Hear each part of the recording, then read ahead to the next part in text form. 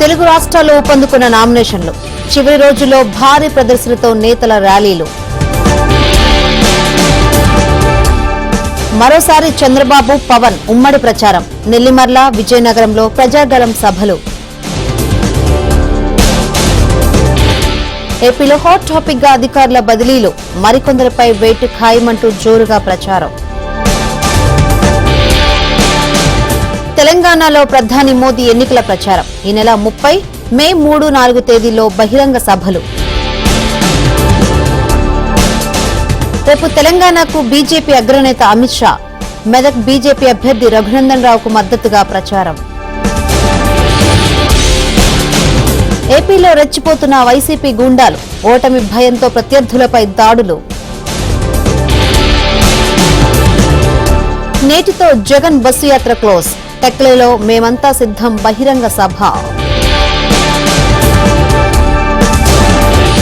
గుంటూరు, కృష్ణా జిల్లాలో షర్మిల ఎన్నికల ప్రచారం. తెనాలి, పామర్రు, పెడనలో బహిరంగ సభలు.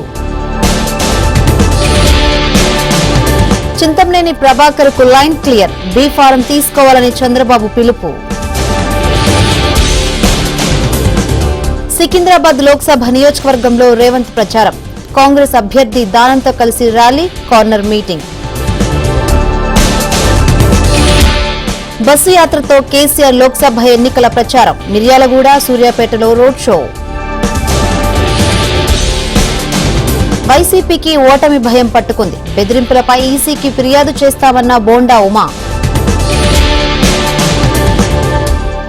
నెల్లూరులో మేకపాటి ఫ్యామిలీకి అడుగడుగున అవమానం. ఎన్నికల ప్రచారంలో ఎక్కడికక్కడే నిలదీస్తున్న ప్రజలు.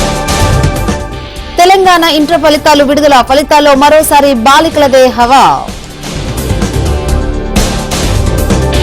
ఫోన్ ట్యాపింగ్ కేసుపై నాంపల్లి కోర్టులో విచారణ. నిందితులకు బెయిల్ ఇవ్వొద్దని కోర్టును కోరిన పోలీసులు. తెలుగు రాష్ట్రాల్లో మండుతున్న ఎండలు, భారీగా నమోదవుతున్న ఉష్ణోగ్రతలు. ఎమ్మెల్సీ కవిత ఈడీ లిక్కర్ కేసు విచారణ. బెయిల్ పిటిషన్పై కొనసాగనున్న వాదనలు.